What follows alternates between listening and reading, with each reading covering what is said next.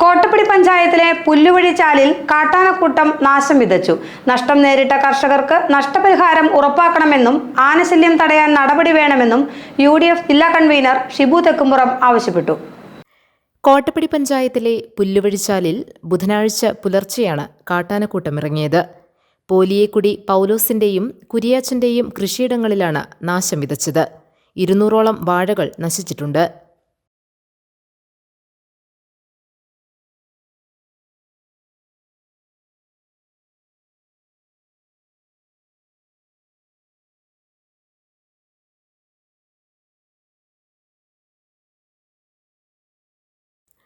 പ്രദേശത്ത് കാട്ടാനശല്യം രൂക്ഷമായി തുടരുകയാണ്.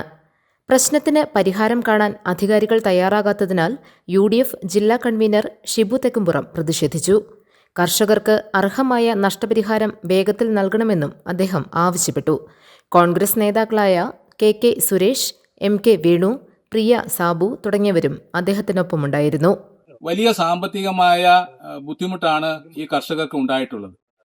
അതുകൊണ്ട് അടിയന്തരമായി സാമ്പത്തിക സഹായം നൽകുവാൻ, നഷ്ടപരിഹാരം നൽകുവാൻ സർക്കാർ മുന്നോട്ട് വരണം.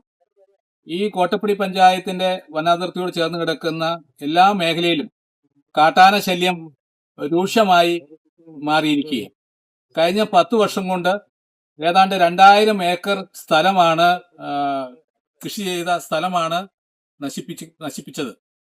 എല്ലാ തരത്തിലും ജീവിക്കാൻ നിവൃത്തിയില്ലാത്ത ഒരു അവസ്ഥയിലേക്ക് കോട്ടപ്പടി പഞ്ചായത്തിലെ ജനങ്ങൾക്ക് പോകേണ്ടി വന്നിരിക്കുകയും വാസസ്ഥലം ഉപേക്ഷിച്ച്, കൃഷിസ്ഥലം ഉപേക്ഷിച്ച് പോകേണ്ട ഒരു അവസ്ഥയാണ് ഇന്ന് കോട്ടപ്പടി പഞ്ചായത്തിൽ ഉള്ളത്.